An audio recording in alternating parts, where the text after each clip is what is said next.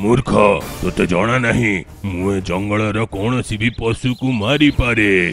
मु सबुथिरे बेसी शक्तिशाली आउ ए जंगल रे आसुथिबा सबु विपद को मु एकुठिया देखि पारिबी। छाड़ू आउ आपण जदि कौनसी भी जंतु को मारी पारिबे हेले मोर शिकार करिकी देखांतु। एतिकी शुणी शेर खान रागर आउ कौनसी सीमा ही रहिलानी। से मिठू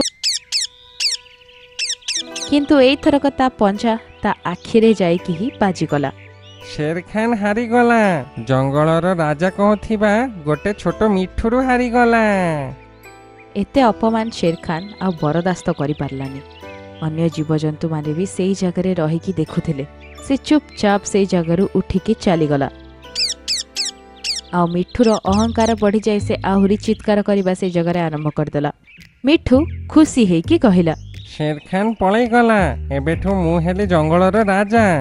तमे एमिति केमिति भाबी पारुछ जे तमे शेर खान रो जागारे आसी परिबो? हां